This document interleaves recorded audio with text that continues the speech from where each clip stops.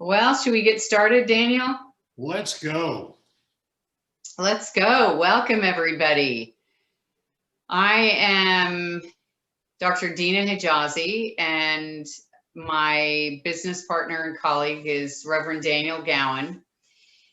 And as I think everybody on this probably knows that we have been doing this lecture series for several years now. We took it over after the Meadows had stopped doing it. And we're just very fortunate to be in conjunction with Unity Church of Dallas. And it looks like we're in conversation with them. And it looks like next month we will go live.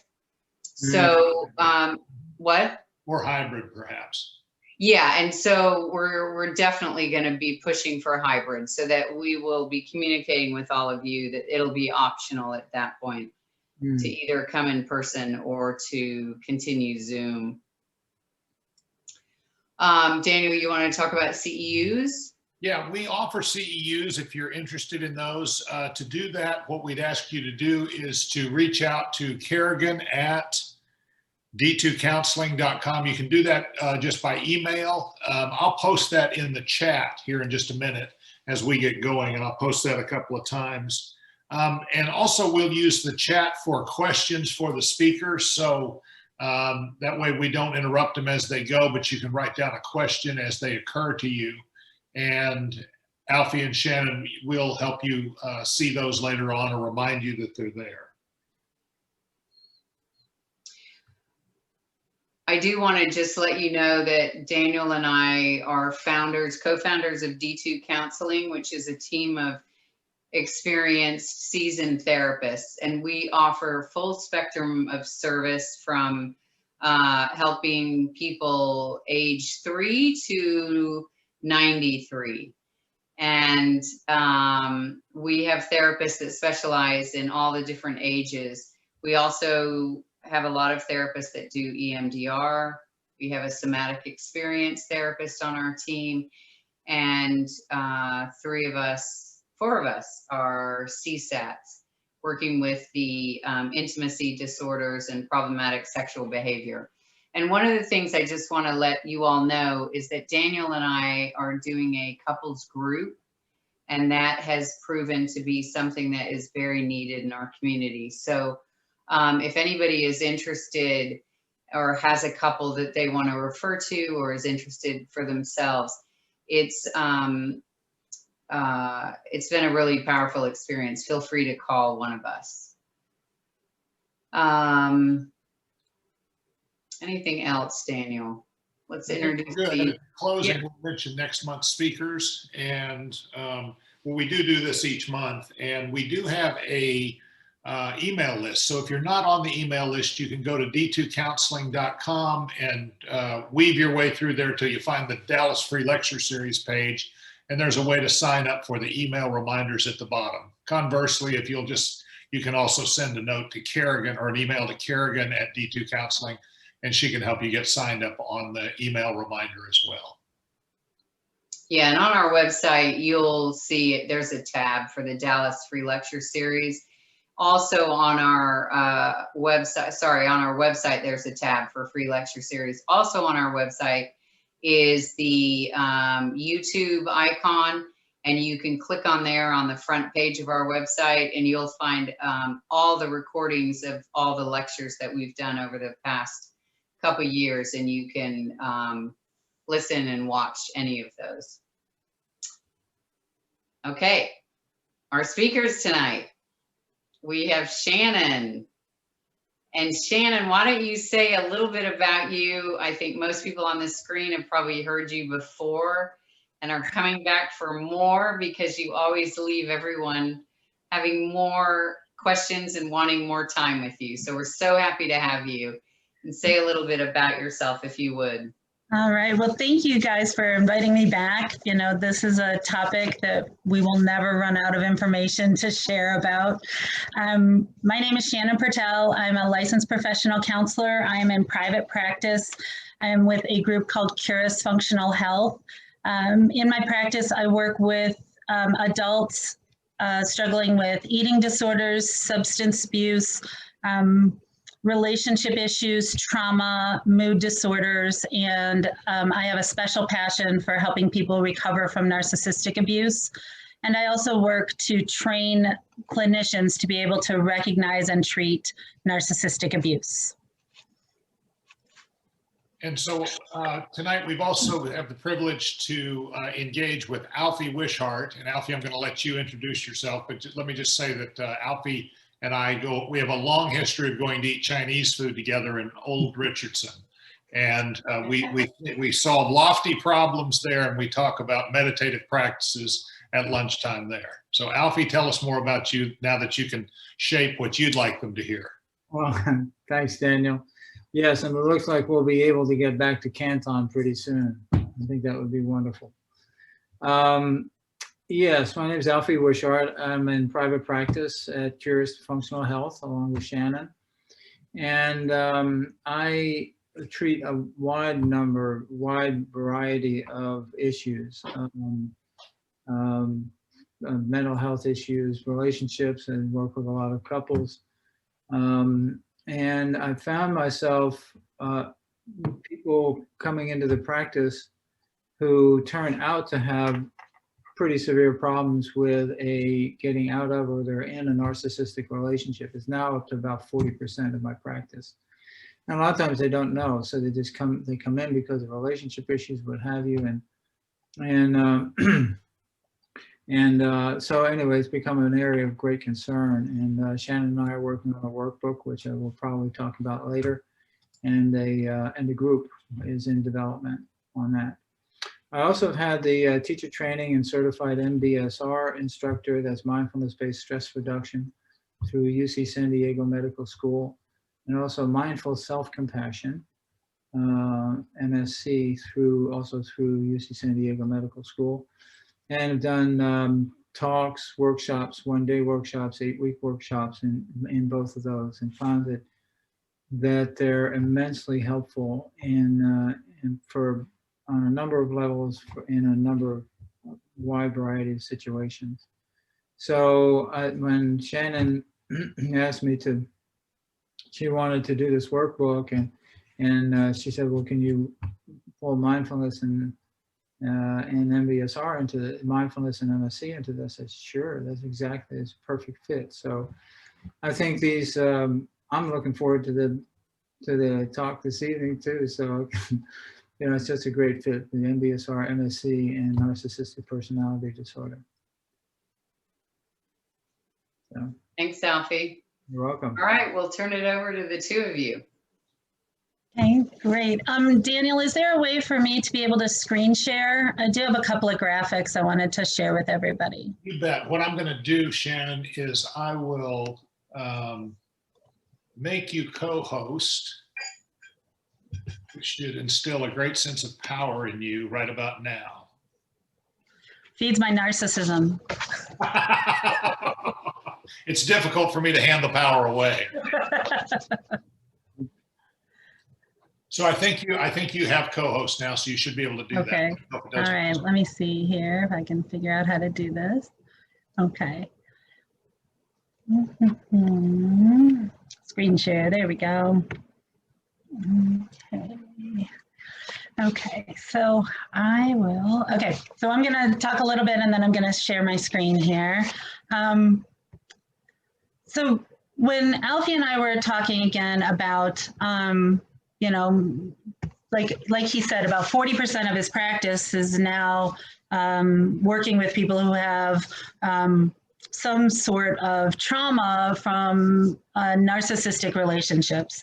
And so what we want to really look at today is we want to identify some of the emotionally abusive patterns in relationships with someone with a narcissistic personality disorder, and how those behavior patterns and the relationship dynamic then contribute to disconnection or loss of our true selves, and how that is part of the collateral damage of being in relationships with someone with narcissistic personality disorder. And then Alfie is going to really talk about how the use of MBSR and mindful self-compassion are really instrumental in helping people to heal from narcissistic abuse and reclaim or reconnect with their true selves. And that, in our opinion, is really where the true healing from these abusive relationships comes from. So I'm going to start with sharing this graphic here. Let's see here. Okay. Can everybody see that? Okay. When we think about narcissism, right, the key element in narcissism is grandiosity. And so even if somebody is, whether they're an overt narcissist or a covert narcissist, really doesn't matter. The main characteristic is grandiosity. And what that means is that they just have this inflated sense of self-importance. They really and truly believe themselves to be superior to others, which means then everyone else is then inferior. And they sometimes will inflate their capabilities or their accomplishments. And because they believe themselves to be superior, they foster relationships and maintain relationships with other people who believe the same thing, who believe that they are, you know, amazing and wonderful and all these other things. And they only stay in relationships with people who really embrace the idea of their superiority. And so I saw Elizabeth nodding, and because it's so rampant in this, right? So what we find is that with people with narcissistic personality disorder, I might refer to them as like the narcissist, but it's really more people who, they don't even have to have the personality disorder. They have to have the behavior patterns that go along with it.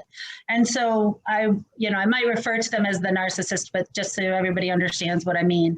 The purpose of relationships for people with narcissistic personality disorder isn't to meet the needs of other people. It is only to get their needs met, their narcissistic supply. And so they are only capable really of what are called unidirectional relationships. So the relationships are all about getting their needs met, not about meeting the needs of other people. And there's several ways that this shows up in how these unidirectional relationships show up. So first, because narcissists are not altruistic and they are not really interested in meeting the needs of others unless it also meets their own needs. Sometimes they believe that either the other people in relationships shouldn't have needs or should only have the needs that they are willing to meet. And so as long as people in the relationships are focused on meeting the needs of the narcissist and they're not asking to have their own needs met, or they don't complain about the inequality in the relationship, then they're okay. But as soon as they start to express their own needs or complain about that inequality, now there's going to be what's called a narcissistic injury. And so I'll talk a little bit more about that as we continue. So basically, the only person allowed to have needs in the relationship is the person with the narcissistic traits. The second is that because they really struggle or even sometimes lack the capacity for empathy, the other people in the relationships aren't even allowed their own emotional responses. They are only really allowed to have positive regard for the other person. They're not allowed to be angry or upset or, God forbid, disappointed with the narcissist, because again, that will trigger a narcissistic injury and trigger some behaviors that we're going to talk about in a little bit. The other thing is, because of the grandiosity, the narcissist believes they're always right. And you cannot convince them otherwise once they have decided on what the truth of the situation is. They will often assign motive to your behavior that is completely and totally inaccurate. And no matter how much evidence you give them, they will never back down from what they think is right. And so narcissists take disagreement, even if it's about the simplest things, as disrespect. So again, if you disagree with how something happened or what it means, or even like what your motives were, you can again trigger a narcissistic injury. One of the things about narcissistic personality disorder is that even though they have this grandiosity and they believe that they are superior, they're also hypersensitive to how they are perceived by others, okay? Because they can't tolerate shame or envy or helplessness, they are constantly working to project this image, this perfect image, okay? So that no one sees them as fallible. And because we are, right, we're human and we're not perfect, they also take it as if anyone who is associated with them in like a close relationship, a child, a parent, a spouse, right, even close friends, they see those people as extensions of themselves. And so they always want that person behaving in a way that makes them look good, okay? Even and they're hypersensitive to criticism. So they will even assume that they're gonna be criticized or judged in some situations where it just isn't a thing. And so they're very, very controlling about how people close to them behave, because they see that person as a reflection of themselves, and they want to prevent themselves from having any kind of judgment or criticism from others. So what we find is that in relationships with someone with narcissistic personality disorder, there's only room for one person, and that's the narcissist. And so the other person, then their needs, their emotions, their behaviors, their beliefs, their values, if they are different from the narcissist or different from how the narcissist thinks they should be, people end up, well, because it triggers narcissistic injury, people end up like letting go of different aspects of themselves in order and suppressing aspects of their true self, because it's almost as if you don't do that, you will lose the relationship, okay? So you can't really and truly hold on to the core of who you are if it is in conflict with who the narcissist thinks you are supposed to be or who they want you to be, and stay safe in the relationship. So because there are these unidirectional relationships, we find that we start giving up more and more aspects of ourselves. So I'm going to share a graphic of some of these aspects. Let's see here. Okay, so we have our true self. And if you think about all the things that make up who you are, this is just a fraction of them. But these are things that are really affected in a relationship with a narcissist. So, we know logically that everyone on this planet is different, and that we act differently, and we feel differently, and we think differently, and we participate in relationships differently. We're just different. But because there's only room for one in the relationship, and the narcissist believes in their superiority, they try to create this system where it is all about what they think, what they want, what they need, and not about the other person. So for example, if you look at physical, so if we think about this, there's two aspects of our physical selves that get affected in a relationship with a narcissist. The first is sometimes just physical, like appearance. So for example, they might be controlling about what somebody wears or how they look, or I just realized I spelled that wrong. Or like comparing them to other people. There's often a lot of criticism about physical appearance.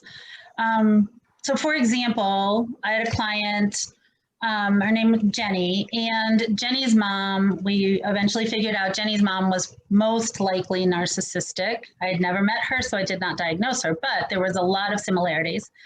And Jenny's mom said to her, the beach is for thin people, and you don't want to look like a beached whale, do you?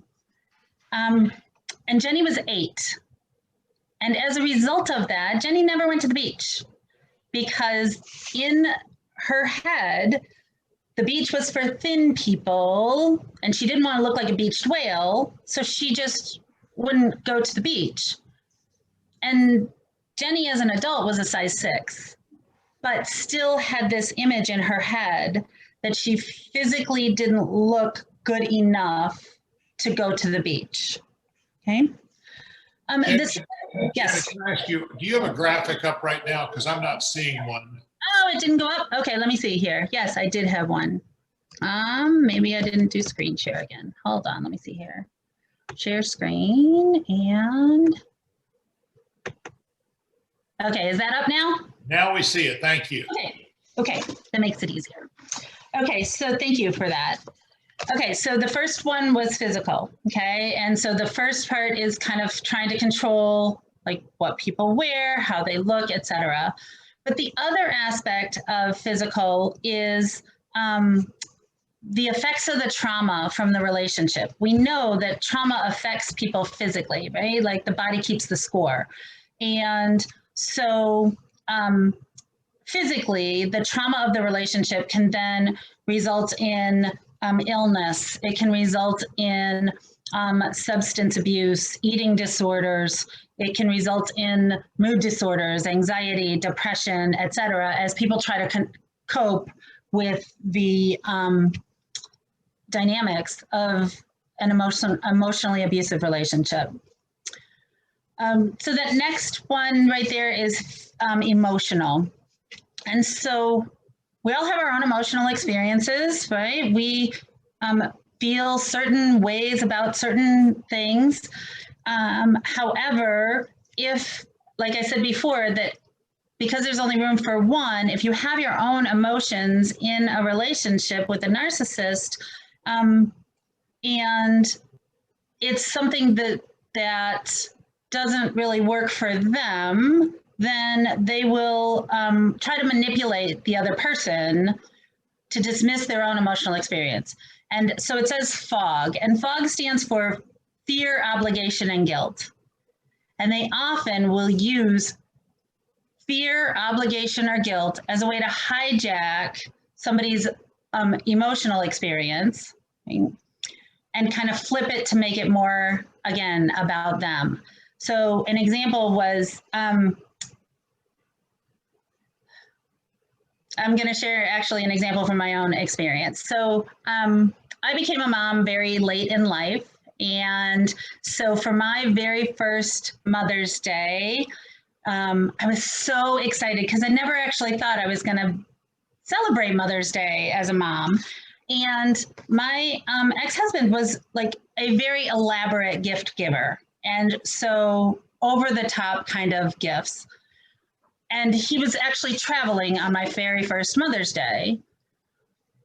And for my very first Mother's Day, all I got was a text message that said, Happy Mother's Day. It was a group text message that he sent to me, his sister, and to his mother. And so I was really disappointed.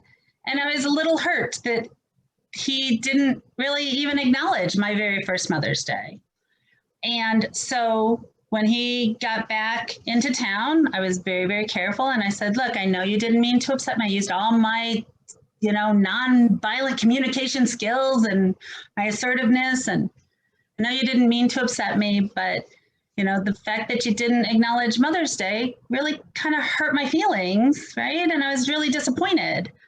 And that triggered a narcissistic injury because I was no longer thinking he was perfect. And the response I got was, you're not my mother. I didn't owe you anything. That I do so much for you and you're never grateful for everything I do. And you know what? Maybe I just won't get you any more presents ever. Or I'll only get you something on Mother's Day because that seems to be all you want. So you can see where the emotional manipulation was. I was having a normal reaction of disappointed. I tried to share that. And what I got back was trying to use like guilt and fear, right? And a sense of obligation to show appreciation to hijack my own emotional experience and flip it and make it about them. Okay? So the next aspect of true self that can get affected in a relationship with a narcissist is our cognitive processing. So I've shared this before in a previous presentation, but this is one of my favorites. The narcissistic prayer. So the narcissistic prayer is, that didn't happen. And if it did, it wasn't that bad. And if it was, it's not a big deal. And if it is, it wasn't my fault. And if it was, I didn't mean it. And if I did, you deserve it.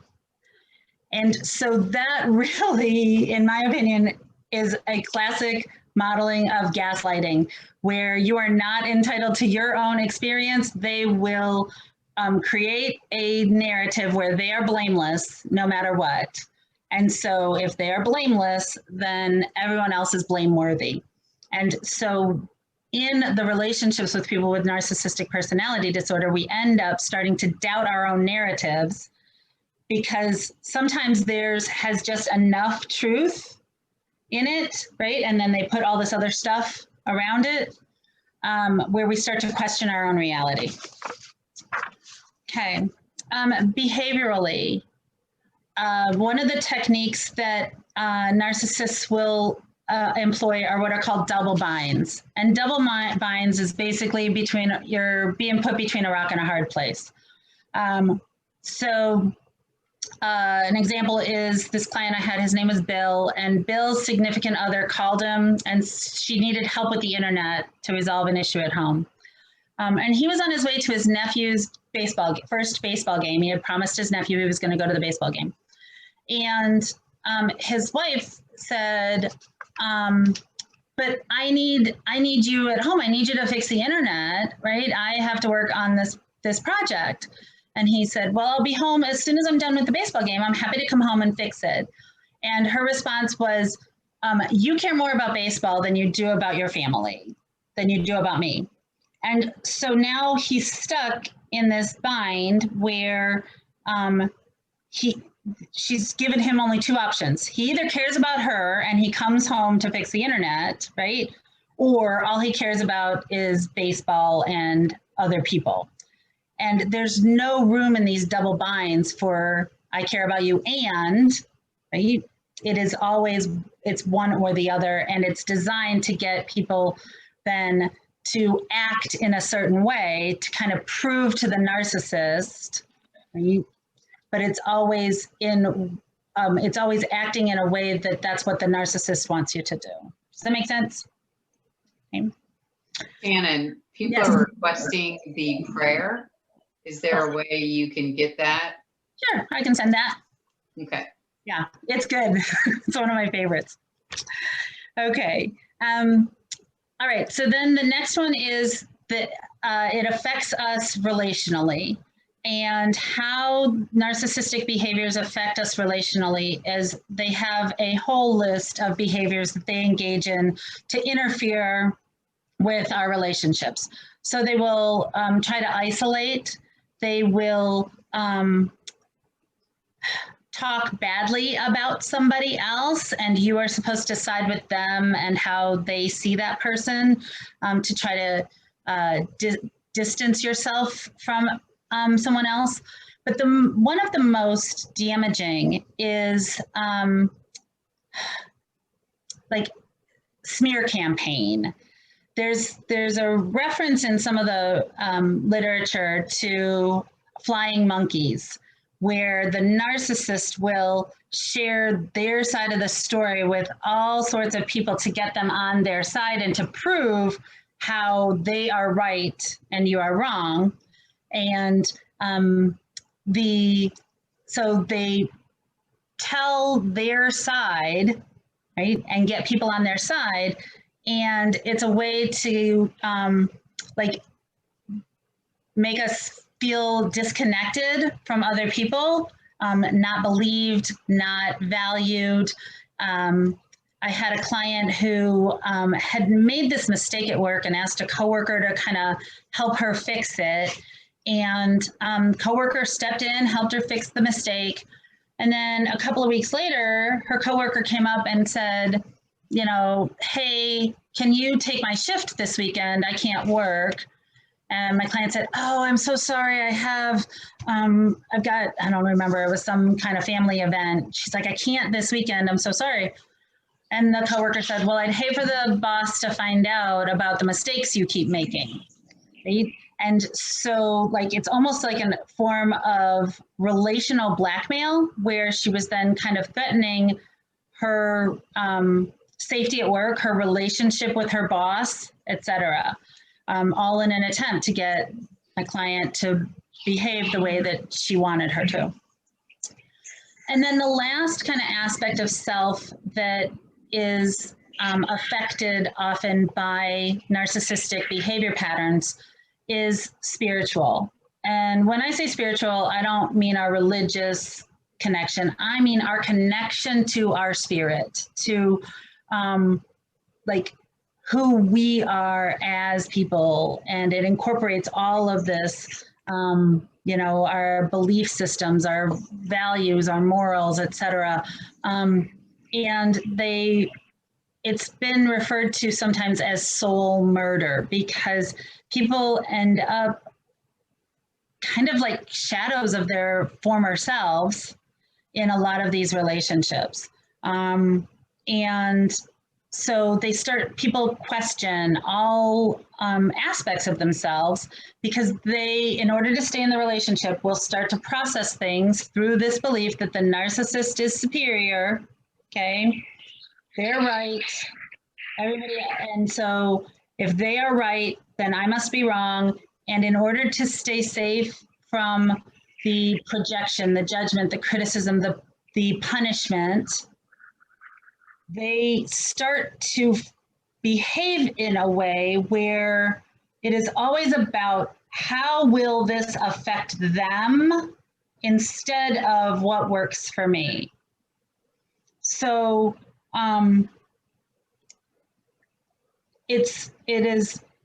we start to process all of our experiences, our thoughts, everything through this filter of trying to either elicit a positive response from the narcissist or prevent a negative response from them. And so we're no longer just being ourselves. Everything ends up, not everything, so many things end up being very, very calculated in how we live our lives, what we say, what we do, what we express from an emotional standpoint, all in an attempt to elicit positive or prevent negative reactions from the narcissist. And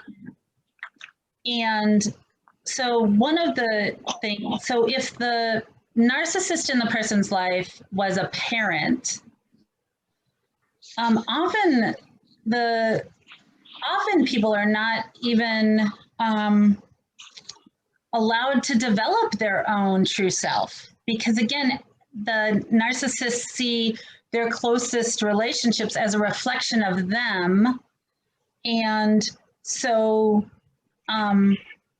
as children don't always have the capacity to filter or to say, oh no, I don't think that works for me, or right, they are trying to seek approval and safety and love, and so they don't always even work to develop some aspects of who they truly are, because of the fact that it wasn't safe to do so. I had a client once who came in and she was so excited. She's like, I tried hummus. And I said, oh, okay. And she's like, I loved it. I said, okay, tell me more, right? Because I wasn't quite sure exactly where this was going. And it turned out that her mom had said, we don't like hummus when she was a little kid. And so she just grew up assuming we don't like hummus. She didn't even think that there was a possibility for that separate, right? That maybe she liked hummus even if mom didn't, because so many things in her life were just, we don't do that, or we don't think that, or because she was considered to be just a reflection of mother. So we worked on, what other things could you possibly like, or, right, that you were told you weren't supposed to. And that was part of her trying to, again, connect, to figure out sometimes who her true self was. So, so some of the first steps in healing that we work on with clients is to help the clients understand these behaviors and how the behaviors that they have experienced from the narcissist have affected their sense of self. And we work to help them kind of create some distance from those behaviors. So sometimes it is with no contact, right? Sometimes it is if they're not willing to go no contact, trying to figure out how to stay safe from those relationship dynamics and get some of that distance. And, through boundaries and, figuring out what their own personal kind of rules of engagement are. But to truly heal from the insidious damage that can be caused from narcissistic abuse, people need to either reclaim or sometimes discover and then embrace their true self. And so I'm going to turn it over to Alfie, and he is going to start to talk about how MBSR and mindful self-compassion are really essential components to this healing process. Great, thank you, Shannon. You're welcome, and I will stop sharing the screen. Okay. I always appreciate your lectures, and really, it's really vital. What I've noticed is really vital for people who have been in a narcissistic relationship to really get the kind of perspective that Shannon was talking about. They have to be able to recognize the patterns and recognize what's being done, and be able to identify things, as they're happening in order to be able to protect oneself. And one of the tasks that both Shannon and I have noticed is that even sometimes the narcissistic accommodations are so deeply ingrained, it's very difficult for people to change, even though they know it isn't good for them. A client, a professional woman, after five indiscretions, meaning affairs, and taking a whole lot of money out of the account, claiming that it was embezzlement. They claiming that it was extortion. And she said, I had enough. Okay. So she's made really good progress. She's done all the right things, most of them intuitively. And we were talking just recently, this is after 6 or 8 months, she's really made good progress. And she said, well, and she started out by saying, even though I have his number blocked, I have this app that will transcribe his calls. And what he said last week was, and I said, so you're still basically in communication with him. Well, not really. I'm just, and she couldn't get the concept initially about that is still a connection to the narcissistic dynamics, that with all of her understanding, and she's a very competent person professionally, and she didn't get this idea. It was difficult for her to snip that one of those last strands that this fella has on her after 16 years of marriage. Okay, so the task is, how do we change our own personal dynamics, knowing what we know, and become able to be intuitively responsive in a healthy way to narcissistic dynamics. Well, I'm going to talk a little bit about MBSR and MSC.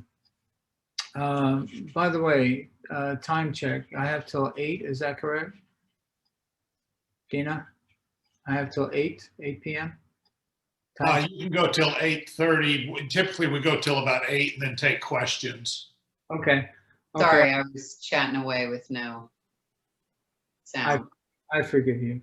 And for the audience, if you would like to, thank you. If you would like to put questions in the chat like you are, if you want to continue doing that, or we'll just open it up and you can ask them directly after 8. Thanks, Alfie. You're welcome. Okay, so little background on mindfulness and MSC, MBSR and MSC. The word mindfulness is a general term that applies to a lot of different kind of training.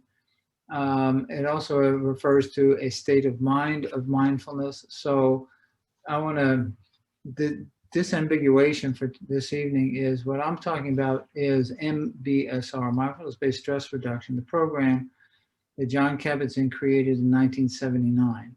He was the first one to operationalize meditation, put it into an 8-week program, and then run people through the program. And there's huge, I mean, like somewhere in the neighborhood of 50,000 research studies done since 1979. So we know that the MBSR program really works. And it was all done, 99% of all that research was done on the MBSR program. So that's what we'll be talking about tonight. Not mindfulness in general, or mindfulness in the Buddhist tradition, or centering prayer in the Christian tradition. What I'm talking about tonight is strictly the MBSR practice. If you take a look at on the web about what are the components of mindfulness, you'll get nearly an infinite number of responses. But what I like is really simple. It's intention, attention, and attitude. And breaking that down a little bit further, the intention is to cultivate awareness, and whatever one's spiritual intention may be, but basically to do it. That enough value is seen and perceived in the practice, the person forms the intention to do this. Attention is we begin working with present moment awareness, which most of the time we don't really pay much attention to. There's a study done in 2010 with, I think it was 5,000 plus people. And long story short, it's a Killing War study. Long story short, they found that 46.7% of the people that they surveyed were not paying attention to what they were doing at the time they received their text. And they had a list of 22 things that people might be doing, and they listed whatever they were. So it means about half of the people of the population is probably not paying attention to what they're really doing at that moment. They're thinking about dinner, they're thinking about what will they think of me, they're thinking about whatever. So it's a really significant thing. And then the last component was, they asked them, are you happy at the moment or not? And there's a direct correlation between not paying attention to what one is doing and not being happy. The people who are paying attention to what they're doing was the positive state of mind. When people were not paying attention to what they were doing, that was the negative state of mind.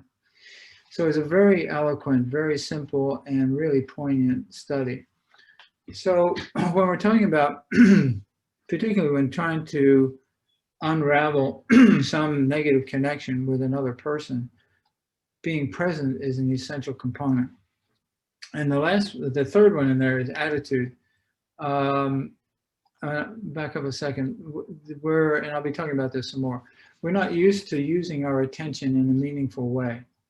We're used to letting our attention sort of bounce around to things and explain things away and distract ourselves. And very rarely do we really actually intentionally focus on things. When we do, like if we're therapists, we focus on the client.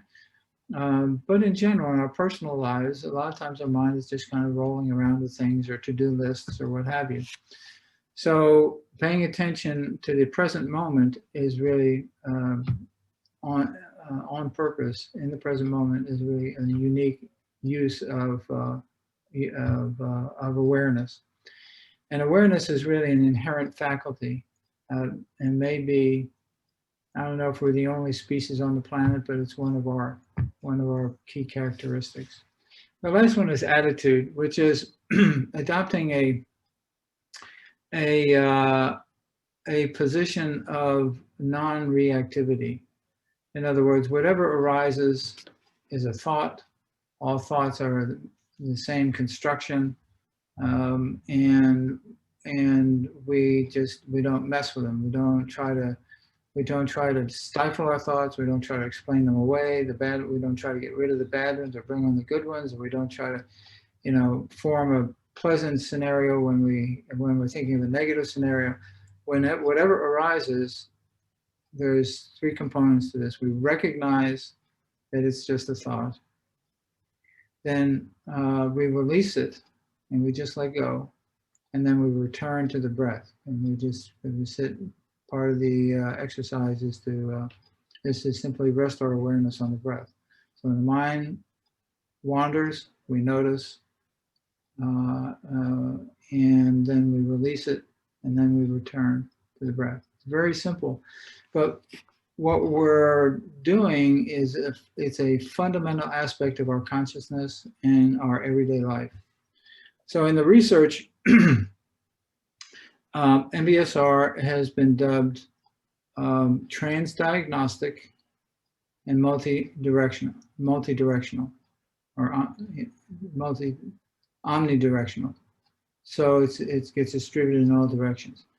And the transdiagnostic designation is really, after so much research, they found that no matter what the diagnosis was, people started an MBSR program or got the training, then whatever the diagnosis was got better to some degree. It's not a cure-all by any means. There's other things that need to occur depending on the diagnosis, but it seems to be helpful in a wide variety of diagnoses and conditions. So the MSc, Mindful Self-Compassion, is a program that was developed by Christopher Germer and Kristen Neff. Chris Germer is a psychologist and Kristen Neff is a researcher at UT Austin. And they were familiar with some of the researchers. Paul Gilbert is the name of a Brit who's been doing some wonderful research on compassion in psychotherapy. And so they said, we really need a program, and they put together this program. And so it's relatively recent. MBSR started in '79, MSc started in 2010. So, but it's worldwide now, MSc. And what Mindful Self-Compassion is about, it was realized that, like Shannon mentioned, that shame is an underlying condition for many, many people. And the negative rumination that comes along with that, and the self-judgment and self-criticism, is relentless and easily triggered. And so with showing oneself compassion, it begins to wear away of that as one's sense of self-worth begins to improve. The mindfulness helps us to gain insight into what is happening in our mind to be acutely aware of what we're feeling at the moment, even with complex emotions. Like somebody we love is really having a hard time, that is self-inflicted, that's, you know, or whatever it may be. So, so the mindfulness component of self-compassion is important to gain that insight. And I really love this word interiority. Father Thomas Keating uses this word interiority to develop this sense of interiority. And so we generally don't have that because we're so engaged with the world. So when we start turning inward with mindfulness and we begin looking, we'll see the need for compassion and the need for compassion toward ourselves. Now there's some discussion about this. Some people in the MSC community feel we really need to start with compassion for others, which is the process in some traditions. But I find is coming to the designation of omnidirectional, which is that it doesn't matter where we start. Let's start where it hurts the most. And if we're suffering from very negative self-image, we're suffering from shame, which is intensified in narcissistic relationships, sense of self-worth, a sense of the personality becomes more and more disorganized as a result of the narcissism, that self-compassion begins to repair that. Now, one of the things that I've seen in just about everybody who comes into my practice is that what's missing, the missing components, developmental components, mental, emotional, the emotional components in particular, relationship components that are missing in some people is because of a lack of true care of the parents, and they didn't know how to care or whatever, but there wasn't that ongoing steady connection, loving, caring, loving kindness, compassionate connection from the parents to the child. Caregivers may be unreliable, they may have their own problems, may have addiction issues and whatever, but those parts of the personality didn't develop. So what self-compassion does, mindful self-compassion does, it helps people begin to give themselves that which they did not receive when they were kids. And it's the absence of connection to the caregiver in a multitude of ways that seems to be the overarching issue. So, and just briefly, you all may know that we have two components to our nervous system. There's the threat system and the nourishing system. And when the threat system is high, the nourishing goes down. And there's a lot more to that, but we don't have time tonight. But basically, so what mindfulness does, it helps us bring down the baseline of stress, anxiety, and a sense of threat. So that gives us the opportunity to work with compassion. If somebody's in a high stress state, they really can't work with compassion, self-compassion, or any compassion.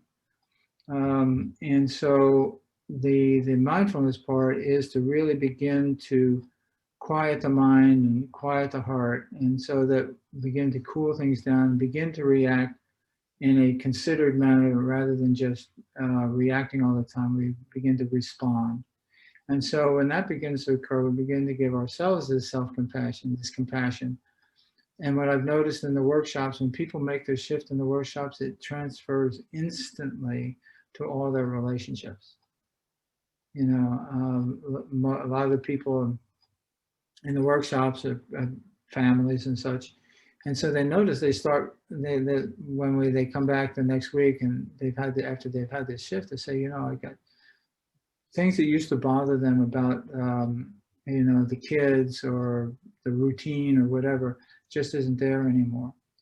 And so whether it's self-compassion or compassion in the traditional sense in terms of the different contemplative traditions, I feel it doesn't matter. We just need to start where it hurts first. So, and particularly with narcissism, what's really, and you know, I think Shannon really did a really wonderful job of this, is it really disorganizes the person's personality. I mean, it really disturbs the sense of self, self-confidence, and so the personality becomes more and more disorganized. And so, so it's the mindfulness and self-compassion that really helps us to do that. So I want to do a very quick practice. And to kind of get an idea, I'll probably go over a little bit. I won't go over very much, but I would like to give everybody a little bit of an experiential, because with MBSR and MSC, there's a reason there's training, and the training really I learned from is that unless the practice is embodied, we really can't transmit it. We can just, we can read the material, but so I would like to give you all a little bit of an experience with it. Take about 10 minutes.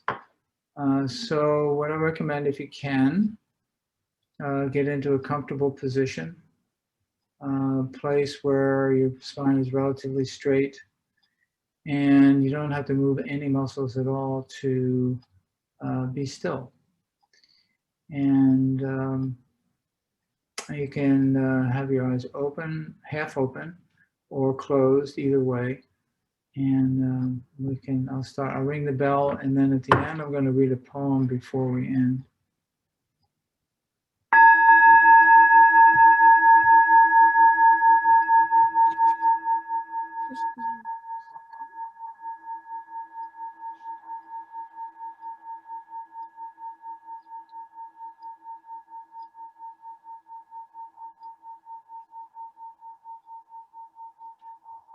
So settling into the body, into the stillness of the body.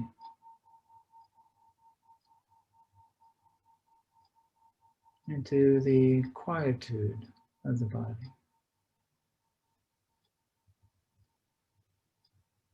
Perhaps feeling the weight of gravity, sense of lightness or heaviness, with the presence of the body at rest.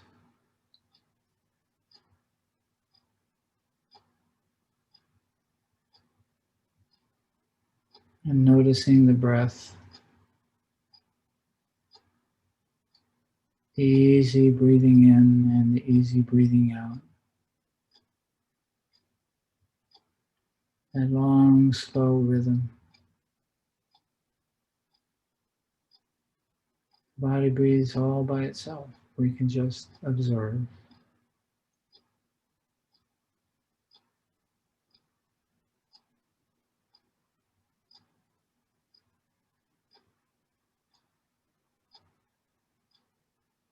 And now allowing the mind to settle as well. Settling in. Letting go of the thoughts of the day up to now. And letting go of the thoughts of what's to come. Leaving us in this present moment.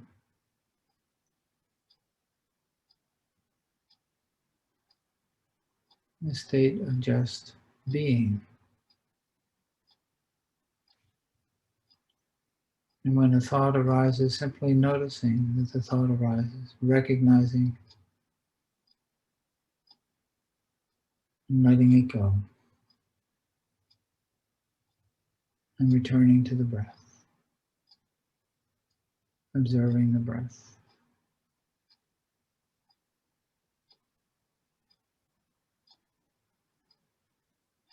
And the mind may wander again.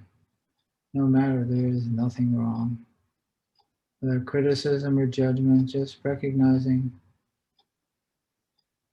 releasing, and returning. This is the practice of the meditation.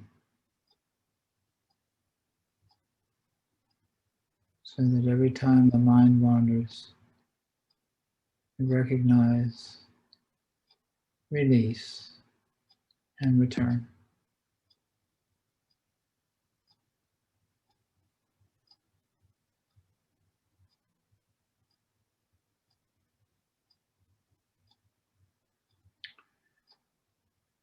And I invite you to think of someone that you care about, untroubled relationship, or someone who's having a hard time,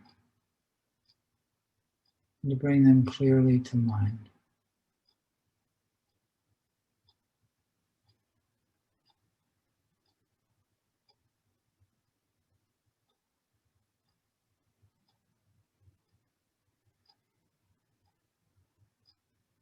And perhaps seeing yourself in your breath, extending to this other person whatever they may need at the moment, or whatever you wish to share with them. Loving kindness, a feeling, compassion.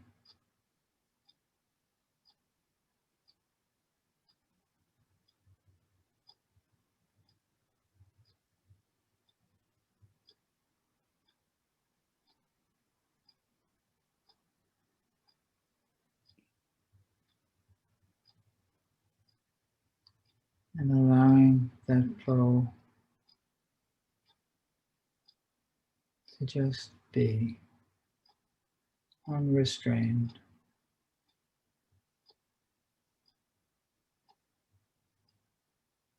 Filling you up and feeling that this person is receiving this gift.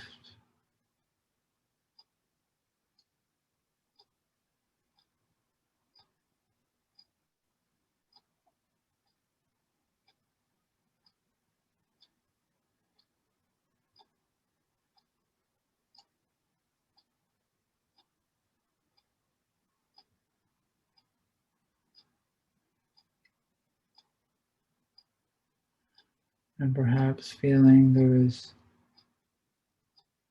person is also sending back to you their love and affection, their compassion.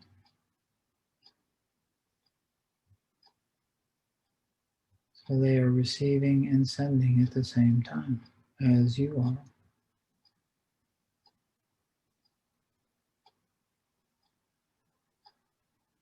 Completely relaxed, no strain, accepting and sending and receiving. Letting things be as they are, without judgment or fixing.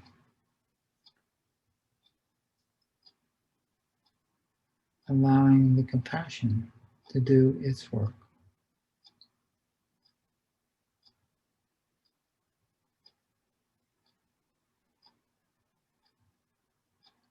And basking in this connection with this other person, this other being,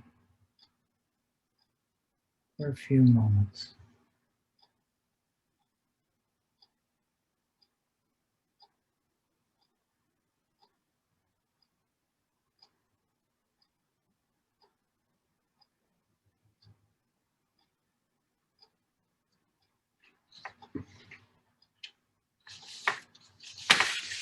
I'm going to read a poem by Thich Nhat Hanh before we close. The cosmos is filled with precious gems. I want to offer a handful of them to you this morning. Each moment you are alive is a gem, shining through and containing earth and sky, water and clouds.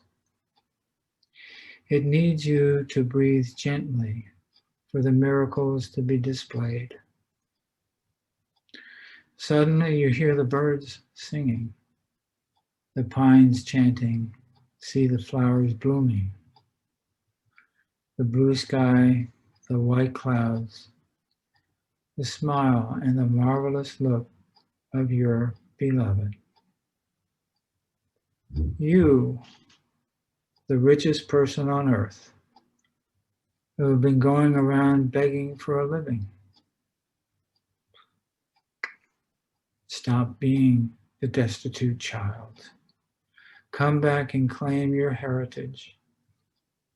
We should enjoy our happiness and offer it to everyone. Cherish this very moment. Let go of the stream of distress and embrace life fully in your arms.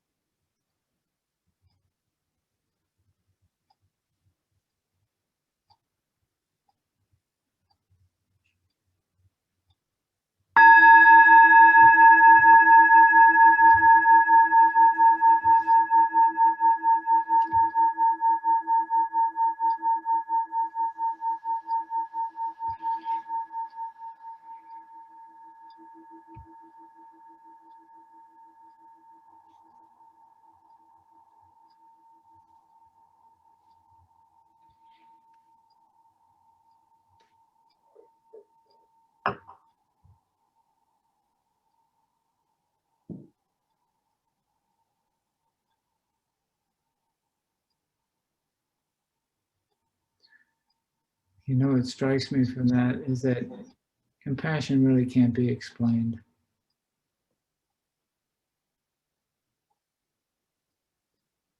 So let's turn it back over to Dina and Daniel, and if there's questions and answers for Shannon and I'd be happy to field those.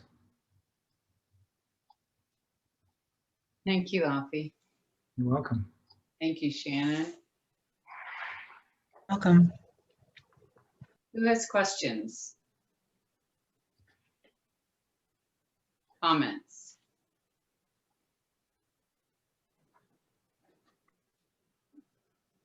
Praise and adoration. And also, you know, if somebody wishes to share their experience during the meditation, that normally takes about 20, 30 minutes. So it's a real quick introduction. But So there is a question in the chat. It says, when is the workbook coming out?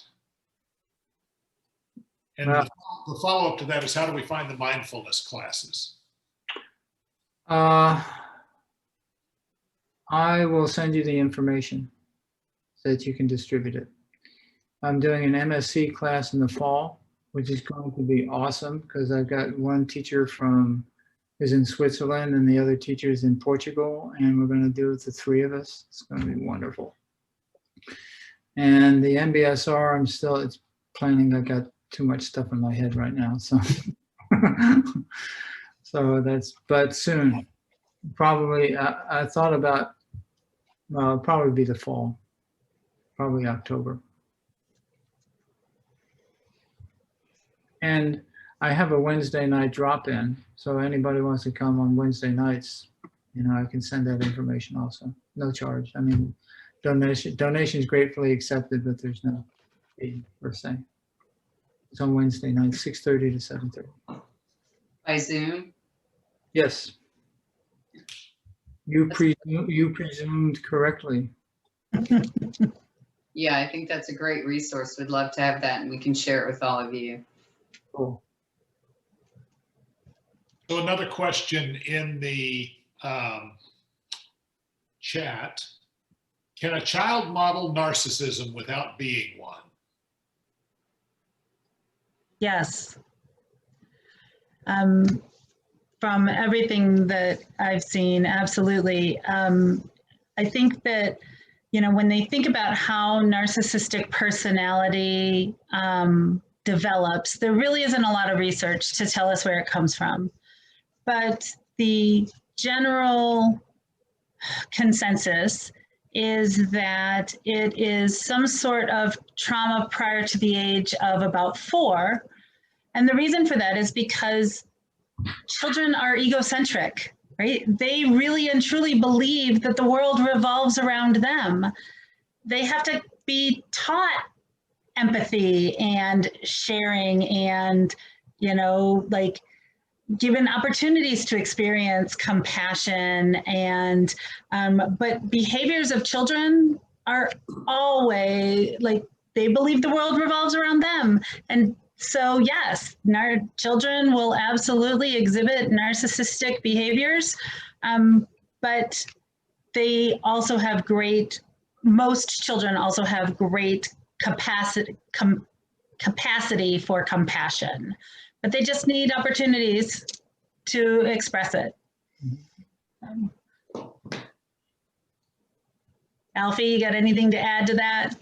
Yeah, no, I agree. And in a sense, when we look at the development, human development, as the development of the persona or the ego, that's really what kids are. I mean, child is all, when an infant is all me.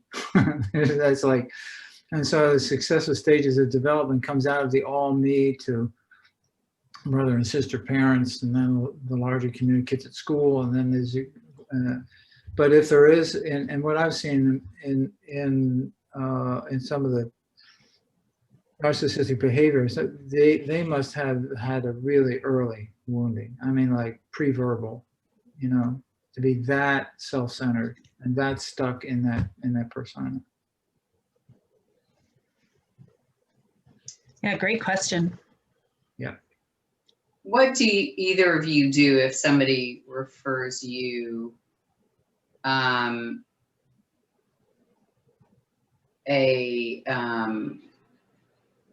who is very, very entrenched narcissistic features? What do you recommend to the spouses?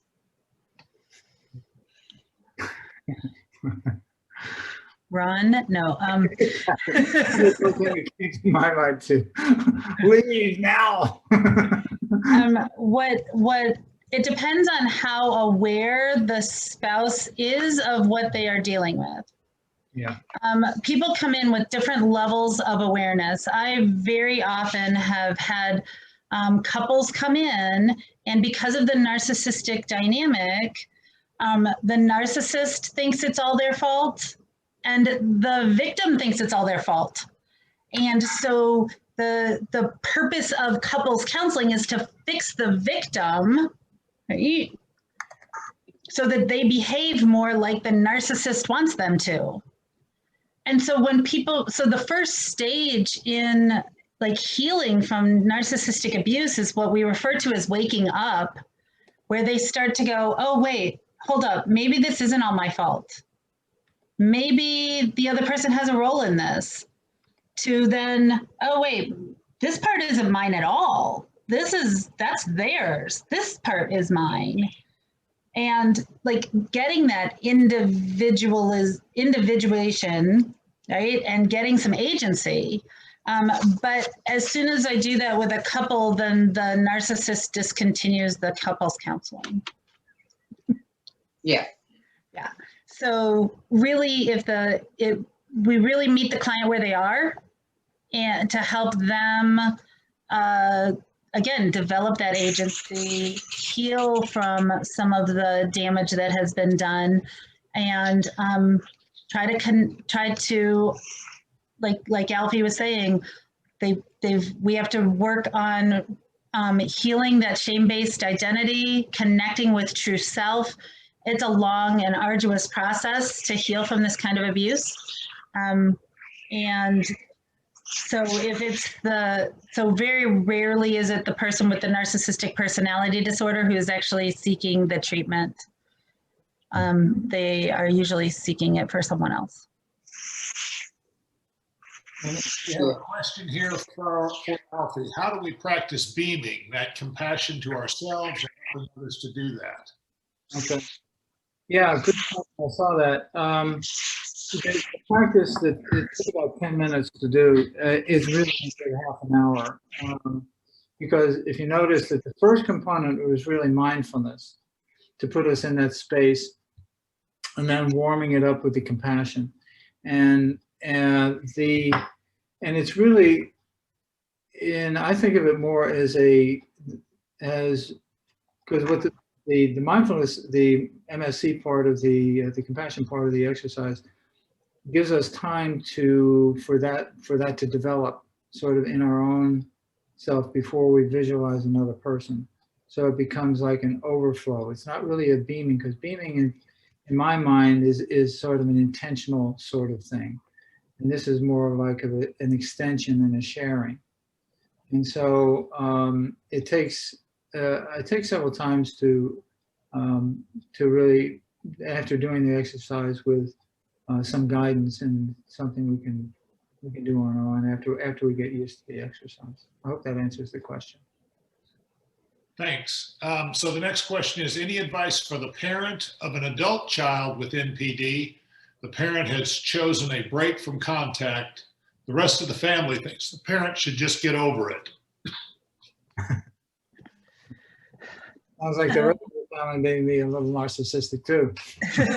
Or they're flying monkeys, you know. So I would encourage the parent to continue to get as much help and support as they can from people outside of the family who are there to support them and their healing, because very often you can't get sick necessarily in the unhealthy dynamic. You can't get healthy in the sick dynamic. And so sometimes you need to get out to figure out, again, like rules of engagement. How can you participate and stay safe?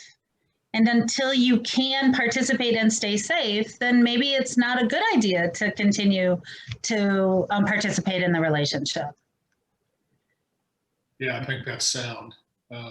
Thank you for that. Any good books on dealing with narcissists in general, and then more specifically in this question, any good books on dealing with narcissists in child custody battles? Yes. Do you have any, Alfie? Well, I was going to recommend the narcissism epidemic, because it's really good research. Now, that's more of a background and generalized rather than talks about systems and things like that, not just about the interpersonal dynamics. But I think that is really important, because in reality, we are swimming in narcissism. I mean, we are just soaked with it. And I think it's really important on the macro level to become aware of that and how it's sort of generated in all the systems that are in operation in our culture. Because this has been going on for a long time. There was a study done on narcissistic traits in our culture from 1976 to 2000, something like 25 years or so. And there was a 30% increase in narcissistic traits in our culture over that 30-year period. And, or no, it wasn't 30, 25-year period or something. So this has been building for a long time. And it's reached a crescendo. You know, there's been over 220 violent assaults since January, just since January. And that is absolutely a narcissistic endeavor and not narcissistic act. So it's really important to recognize that family systems work is really important with narcissism, because and ditto what Shannon said, we can't get healthy in a very dysfunctional family system. We have to be able to get out of it, to get some distance from it, so we can really extricate ourselves from the dynamics. I put a listing in the chat also. Bill Eddy does a lot of work with what he calls high conflict people. And it's not specifically narcissistic personality disorder. It's lots of different personality disorders. But he has an amazing book called High Conflict People in Legal Disputes, about how very often, especially people with narcissistic personality disorder, will manipulate the legal system to their advantage. And they use it as another way to victimize people. So it's an excellent read for legal disputes. Here's another question. Can you speak briefly to gaslighting and this abuse? A simple explanation, please.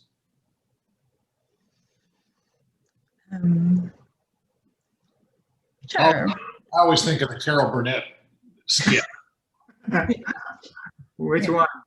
Well, it's the one where her husband is assuring her that he's not having an affair throughout and the phone rings once and he denies that. Anyway, Google it. You'll.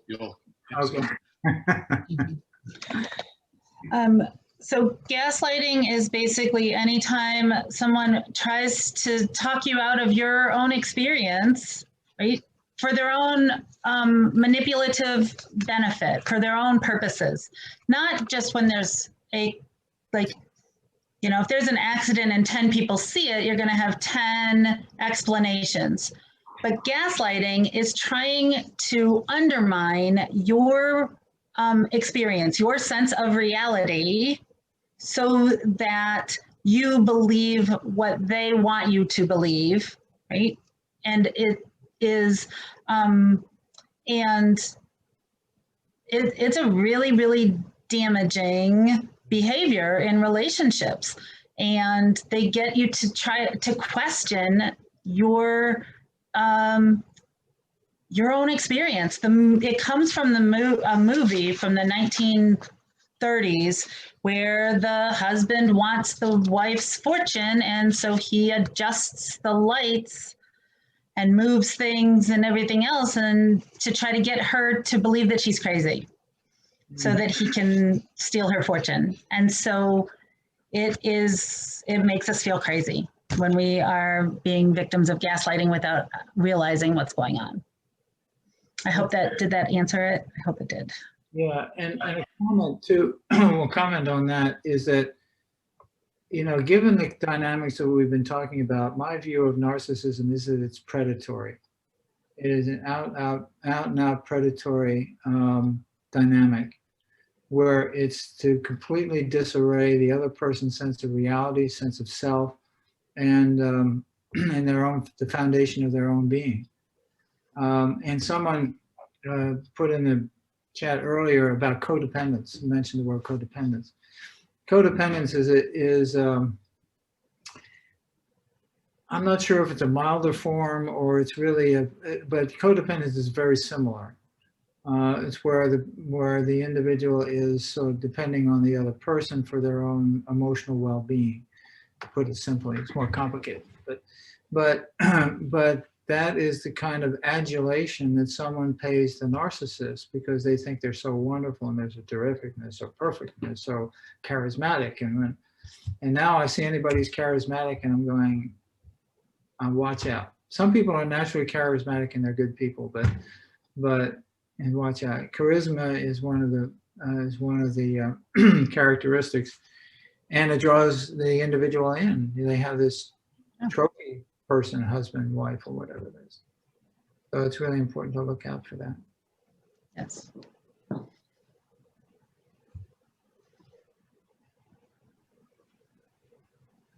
Is it totally conscious and intentional behavior, or is the behavior a coping defense? What a great question. I would say yes and yes. I think that in my own opinion and some of the research that I have done, there's one thing that narcissists, because of the defense mechanism, right? They do really lack self-awareness in a lot of ways. They are really unaware sometimes of how they affect other people. And it's like sometimes it's a blind spot that they are completely unaware of the damage that they do to the people closest to them. Other times they have the behaviors have gotten them what they wanted, and so therefore have been reinforced. And so they will often go to those behaviors in order to manipulate things for their benefit. Mm-hmm. Yeah, exactly. And I would add to that, very similar in concept, which is that, I use the term persona as Carl Jung uses it, that which we show the world. And like the narcissist is completely absorbed in this persona. And the the opposite is true of people with a healthy persona, which is a more or less accurate reflection of their true self. In other words, their persona is sort of a lens through which somebody could see their true self. I mean, so Gandhi and the Dalai Lama and stuff, they're just transparent. But the narcissist is so completely attached to the basis of their being is in this temporary constructed world called the persona. And that's a real tragedy. And my suspicion is that their sense of shame is so deep and so intense, they can't even go there just a little bit. They have to stay stuck in this image. So I point out there are several good references, books, and so forth in the chat. If y'all want to check that out before we wrap up here in just a bit. There's another question here. Could gaslighting the gaslighter be effective? Make it a fair fight. That's great. No, but I have one comment. Shannon, I'm sure, has an answer to that. I was talking to a friend of mine who's a therapist, and we were talking about narcissism. He said, you know how I handle narcissists? He said, they'll ask me, he said, do you think I'm a narcissist? And I go, no, I don't think you're a narcissist. Because what that does is the narcissist will drop their, I don't want them to think I'm a narcissist, and just be who they are. Oh. I have actually seen that sometimes if somebody says, like, they consider being called a narcissist a compliment.